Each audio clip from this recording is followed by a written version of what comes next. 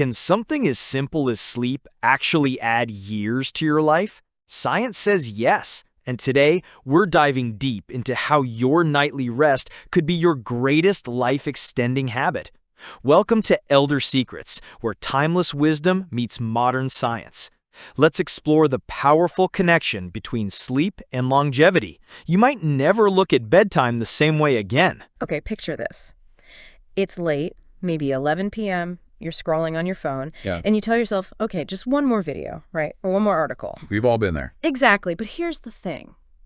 With every minute that ticks by, are you actually maybe shaving a little bit of time off your life? Not in a huge, obvious way, but like consistently, measurably. And scientifically proven, actually. Yes. Welcome, everyone, to a deep dive into something fundamental, maybe underestimated, that really dictates how long you might live. Yeah. Sleep. Yeah. We're going deep into that intricate relationship between, how well you sleep, how long you sleep, and your actual longevity. It's not just about feeling tired tomorrow. Right, it's way beyond needing that extra coffee. I think what you're about to discover might genuinely change how you view those hours you spend unconscious. Because sleep, it's not passive. It's this active, really dynamic process. It rebuilds your body, it locks in memories, and it does vital maintenance on basically every system keeping you alive. And researchers are now seeing it as one of the most reliable predictors of lifespan.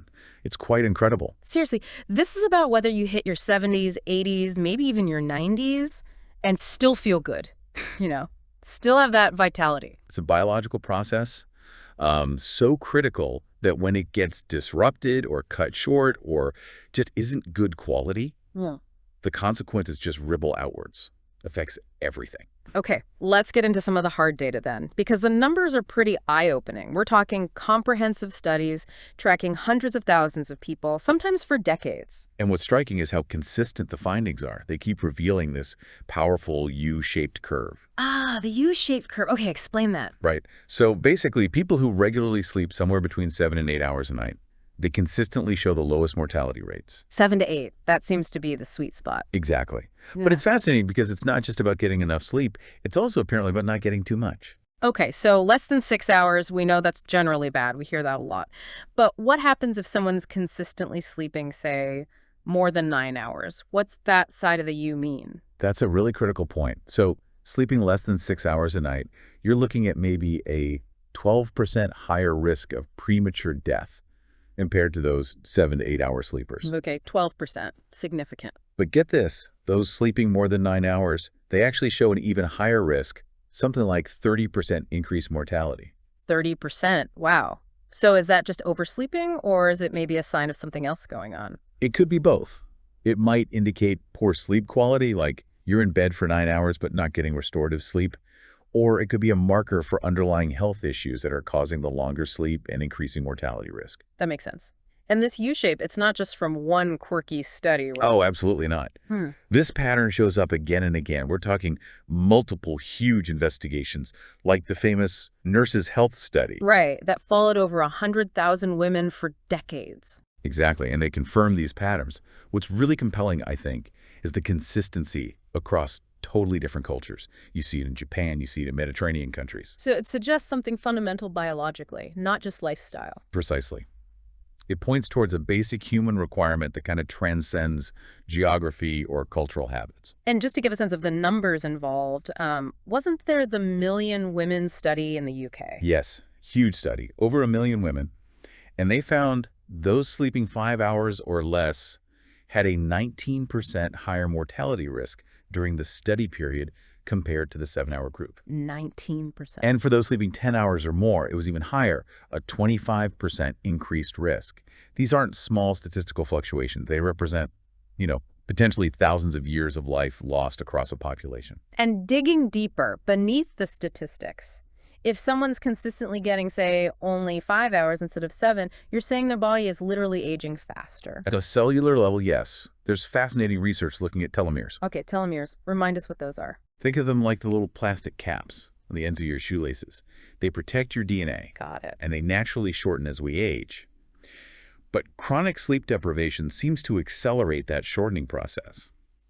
So your cells are effectively getting older faster than they should. Wow. Okay, so It's hitting our biological clock directly. To really get why sleep has this profound impact, we need to understand what's actually happening during those hours. It's like the body's essential nightly maintenance shift, right? That's a great analogy. Yeah. And the huge part of that maintenance happens in the brain.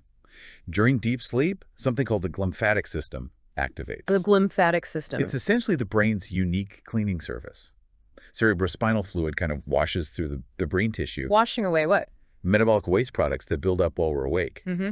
And crucially, this includes things like beta amyloid. Beta amyloid, the protein linked to Alzheimer's plaques. Exactly. And this cleaning process becomes incredibly efficient during sleep.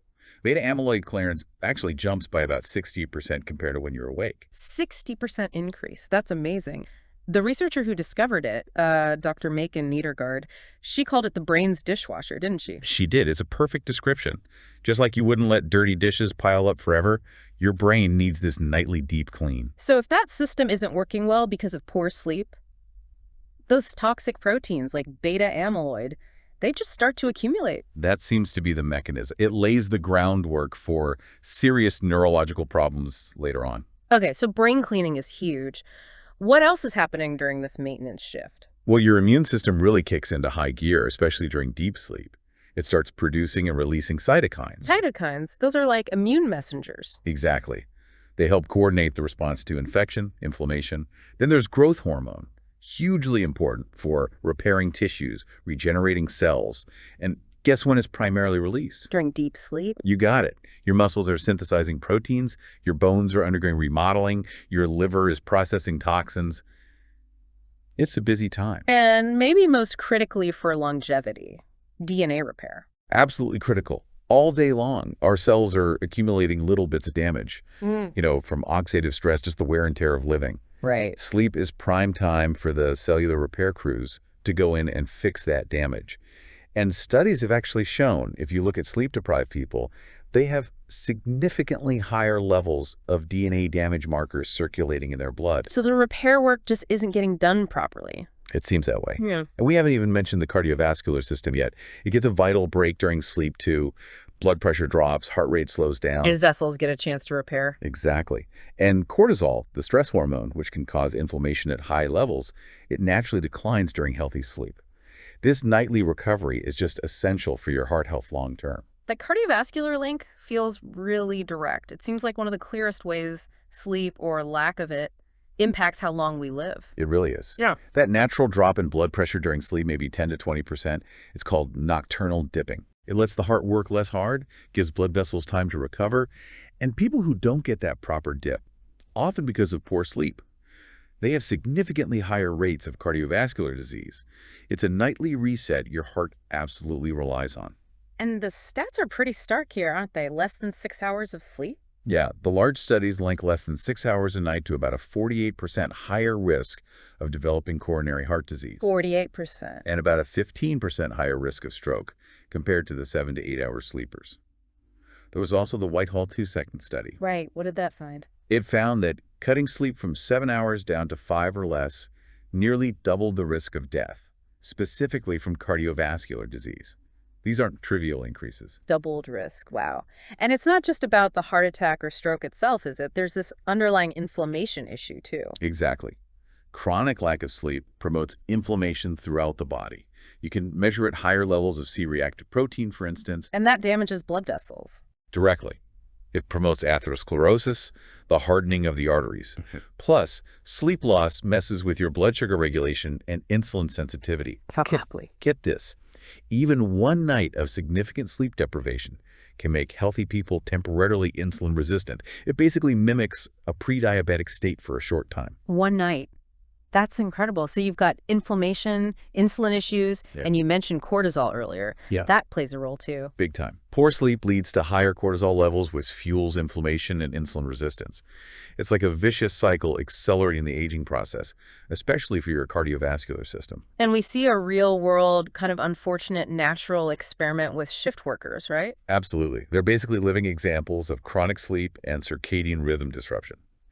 And the studies consistently show higher rates of heart disease, diabetes, obesity, overall mortality. It's so significant that didn't the International Agency for Research on Cancer classify shift work as a probable carcinogen? They did. Yep. It just underscores how deeply sleep disruption impacts our entire system. Okay, let's shift to the immune system. Another area where sleep seems absolutely fundamental for long-term health and therefore longevity.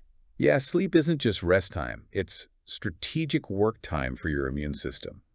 This is when it does some of its most important housekeeping and preparation. Like what specifically? Well, during deep sleep especially, your body ramps up production of key immune players. P cells, for example, crucial for fighting viruses and cancer cells, they actually become more effective. More effective? How? They improve their ability to stick to and attack infected cells. At the same time, your body carefully regulates pro-inflammatory cytokines, those messenger molecules. You need some inflammation to fight infection, but too much is damaging. Sleep helps keep that balance.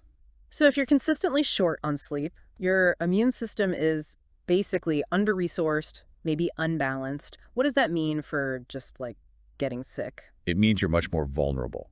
There's classic research showing people sleeping less than 7 hours a night are about 3 times more likely to develop a cold if they're exposed to the virus.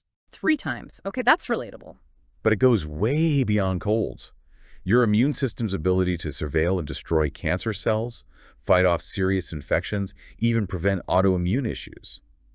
It all relies heavily on getting enough quality sleep. And the cancer link specifically. I remember reading something about colorectal cancer risks. Yes, studies have linked consistently sleeping less than 6 hours a night to about a 50% higher risk of colorectal cancer. 50%. And again, look at shift workers. They show increased rates of breast cancer, prostate cancer, non-Hodgkin's lymphoma. The connection is there. It even affects how well vaccines work, doesn't it? Dramatically.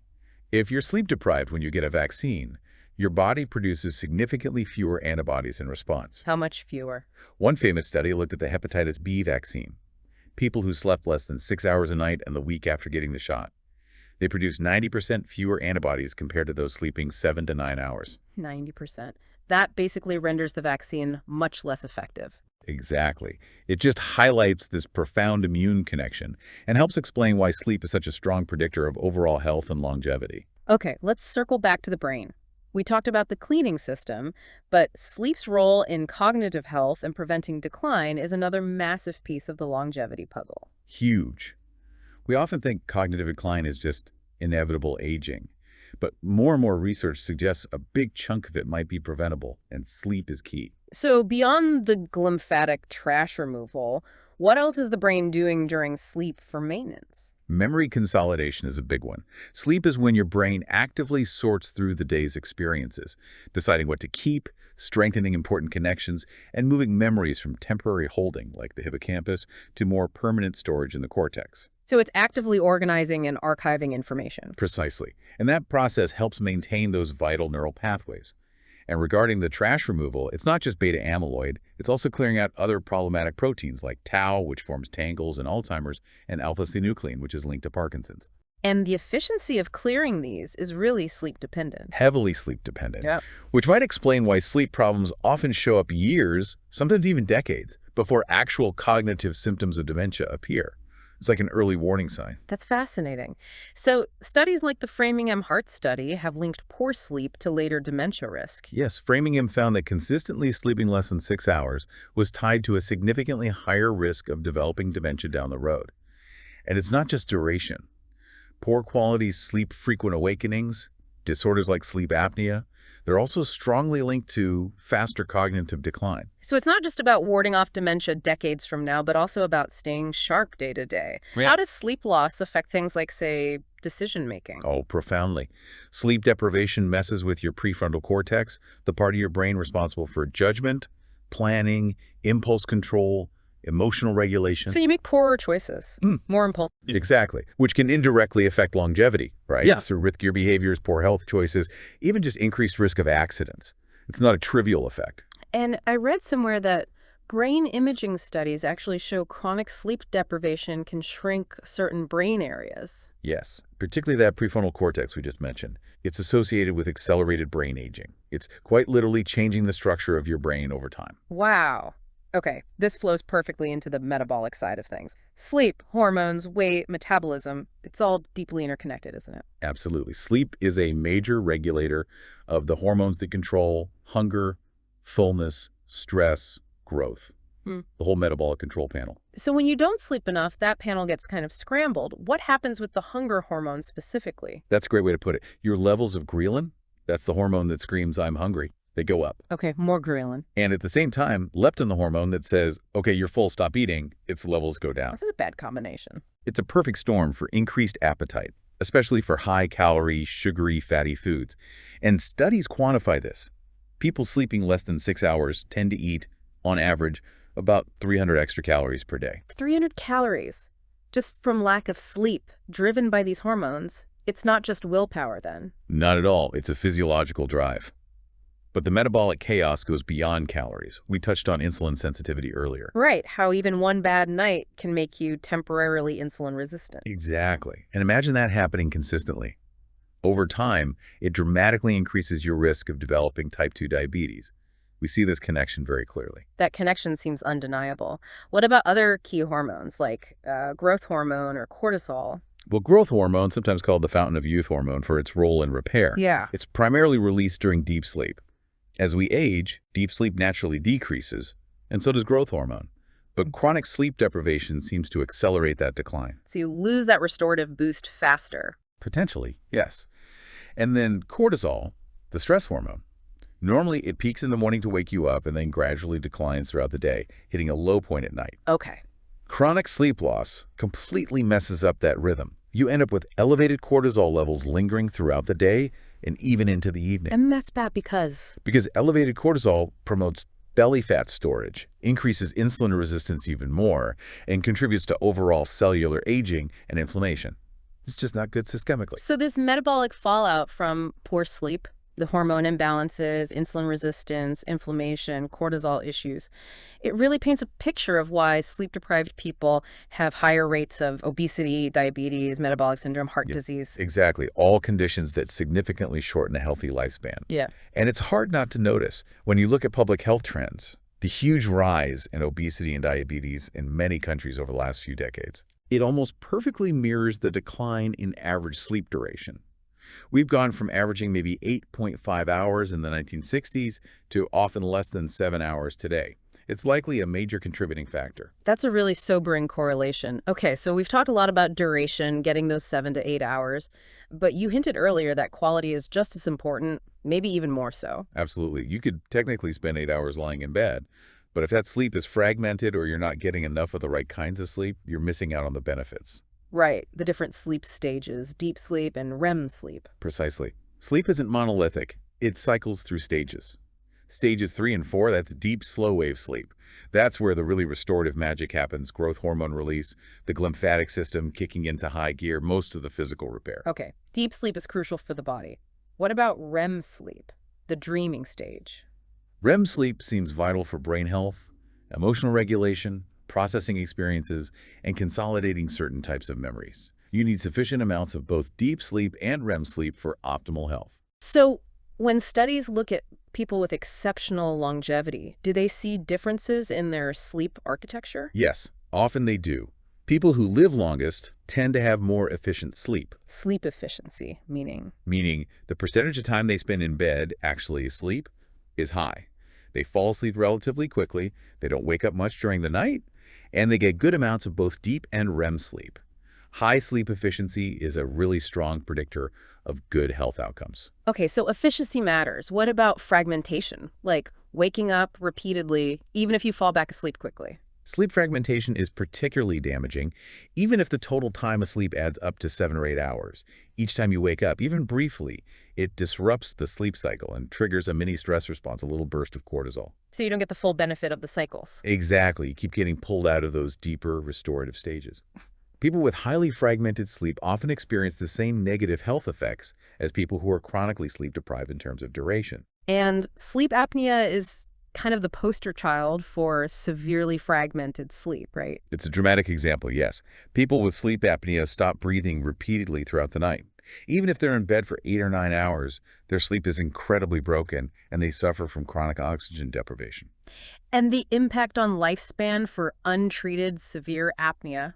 It's shocking. Studies suggest it can reduce life expectancy by anywhere from 8 to 18 years. 8 to 18 years. It's a massive impact.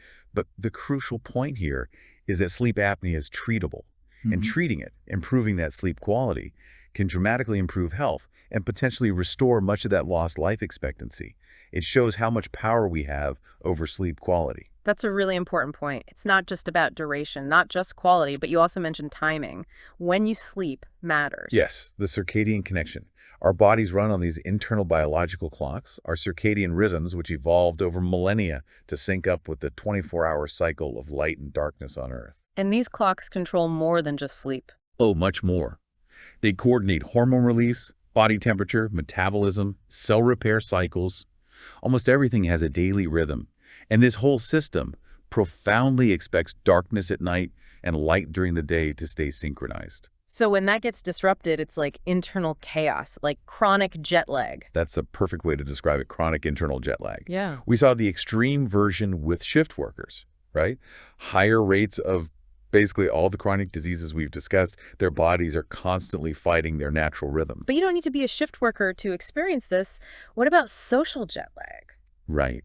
That's the very common pattern of having a different sleep schedule on weekdays versus weekends. Staying up late and sleeping in on Saturday and Sunday. It's like flying a few time zones east on Friday night and flying back west on Sunday night every single week. And that throws off your metabolism and hormones? It does. It creates metabolic disruption. And then there are chronotypes, whether you're naturally a morning lark or a night owl. Does being an extreme night owl affect longevity? Some research suggests that extreme evening types who really struggle to align their natural sleep preference with a typical 9-to-5 world might have shorter lifespans. Their internal clock is just constantly clashing with the external environment. So the takeaway here is consistency, keeping similar bedtimes and wake times. Consistency matters enormously for keeping your circadian rhythms happy and aligned. Even on weekends, trying not to deviate too drastically helps maintain that internal stability. And light exposure is the main cue for this system. Right. So avoiding bright light at night, especially blue light from screens. Crucial. That bright light in the evening suppresses melatonin production and tells your brain, nope, not bedtime yet. It pushes your internal clock later. And conversely, getting bright light in the morning. Really important for anchoring your rhythm. Getting some natural sunlight exposure soon after waking helps reinforce that, okay, it's daytime signal, and actually improves your ability to fall asleep that night. It's all about sending the right time cues to your brain. Okay, this makes sense. Now, how does all this change as we age? Does the sleep longevity connection shift over a lifetime? It does evolve, yes. Sleep architecture naturally changes as we get older.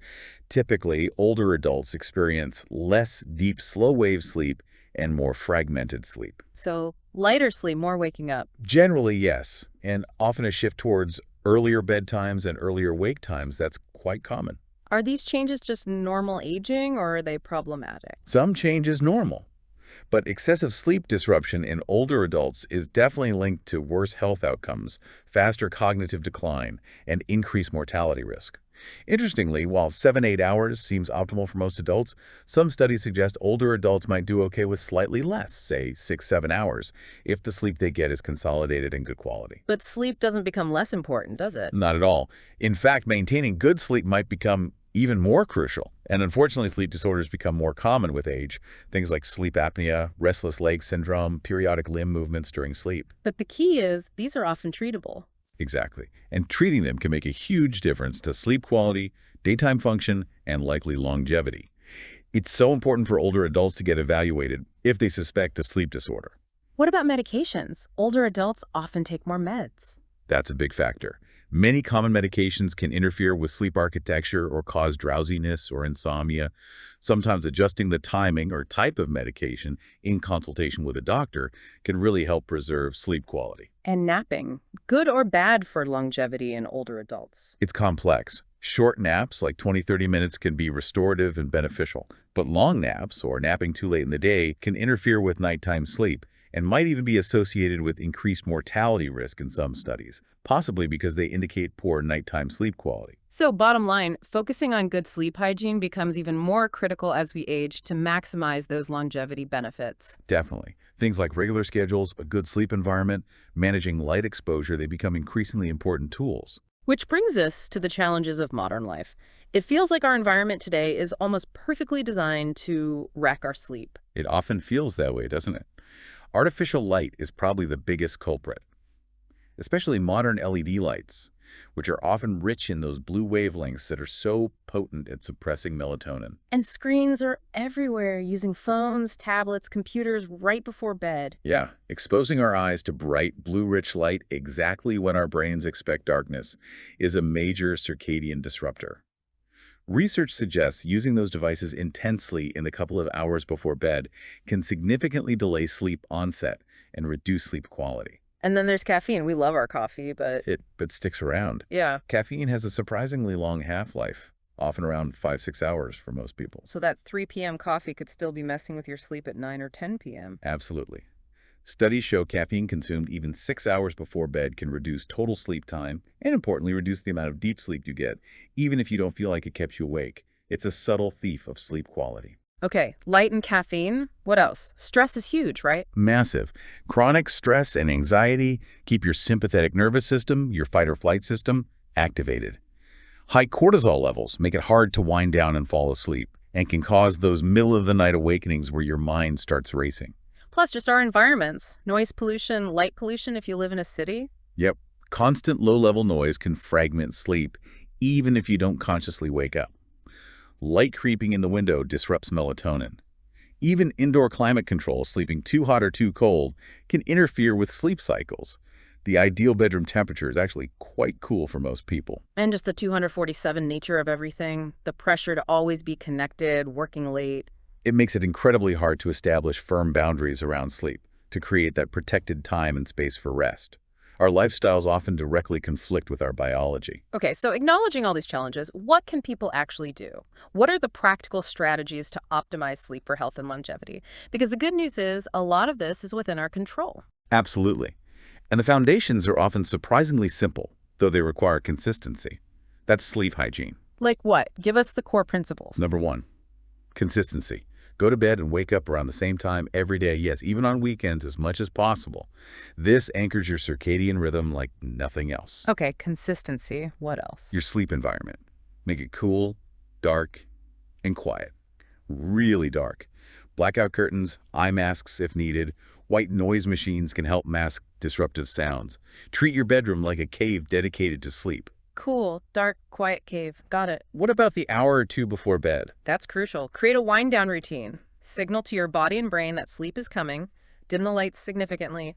Avoid stimulating activities, stressful conversations, and yes, screens if possible, for at least an hour before bed. What if screen use is unavoidable? Blue light blocking glasses might help mitigate some of the impact in the evening, but winding down screen-free is ideal. Maybe read a physical book, take a warm bath, do some light stretching, listen to calming music or a podcast, whatever relaxes you. What about food, drink, exercise timing? Avoid large meals right before bed, as digestion can interfere with sleep.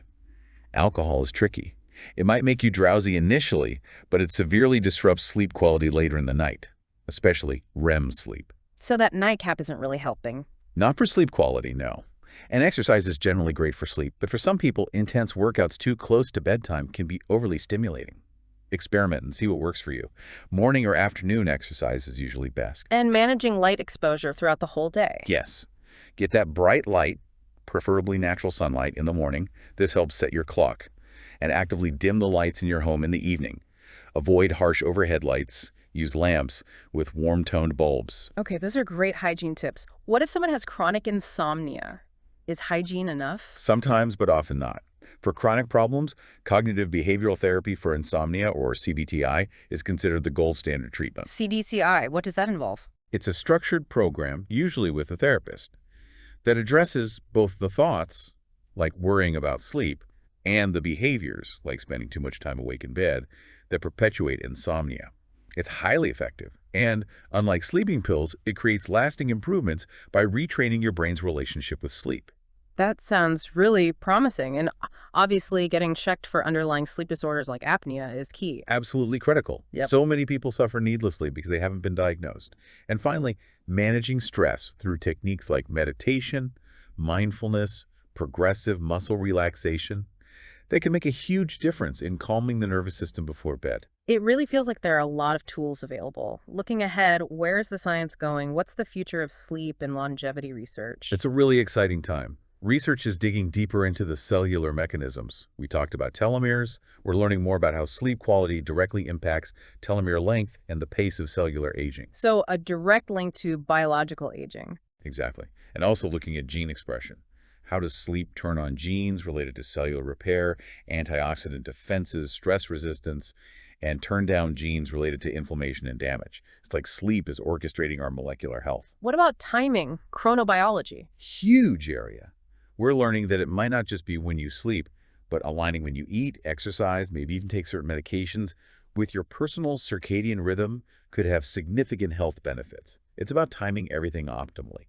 Personalized sleep medicine. Is that becoming a thing? It's emerging. Genetic testing, for example, can already tell us things about how quickly we metabolize caffeine, our natural chronotype tendencies, maybe our sensitivity to melatonin. The hope is this could lead to much more tailored sleep advice in the future. And technology, wearables. Yeah, wearable tech is getting more sophisticated at tracking sleep stages, duration, heart rate variability during sleep. This can provide valuable feedback for optimizing habits and maybe even flag potential health issues early based on sleep pattern changes. Okay, so wrapping this all up. After this deep dive, the picture seems incredibly clear. Sleep isn't optional. It's not a luxury. It's absolutely fundamental. One of the core pillars supporting a long, healthy, vibrant life. The evidence is just overwhelming now. The quality and quantity of your sleep directly shape how long you're likely to live and how healthy those years will be. And every single night is an opportunity, isn't it? A chance to invest in your future self. While you sleep, your body is doing work it simply cannot do while you're awake. That brain cleaning, the immune system tune-up, the cardiovascular repair, the metabolic balancing, the DNA mending, it's essential maintenance. I mean, it's not just about preventing disease years down the line, right? It's about having the energy, the mental clarity, the physical ability to actually enjoy a long life. That's the key, maintaining vitality. And what's so empowering, I think, for you listening, is that so much of this is within your control. The strategies aren't rocket science. They take consistency, yes, but they're accessible. Even with all the modern challenges, the lights, the screens, the stress, knowing about them is the first step to counteracting them. Absolutely. And the research strongly suggests it's really never too late to start improving your sleep. Whether you're 25 or 75, making positive changes can have noticeable benefits pretty quickly and profound long-term impacts. So the message is clear. Prioritize sleep like you prioritize diet and exercise. Make that bedroom a sanctuary. Build those consistent routines. Deal with the things disrupting your rest. Your future self, the one you hope lives to 85, 90, maybe even 100 with good health, is literally counting on the sleep choices you make tonight. Those hours aren't lost time, they're an investment. An investment in more years and more vitality in those years. Exactly. So sweet dreams isn't just a nice saying, it's practically a prescription for longevity. The quality of your sleep tonight really is shaping the length and quality of your life tomorrow and decades from now. And with that knowledge comes, well, both a responsibility and a huge opportunity. The choice and the power to potentially extend your healthy lifespan. It rests right there on your pillow.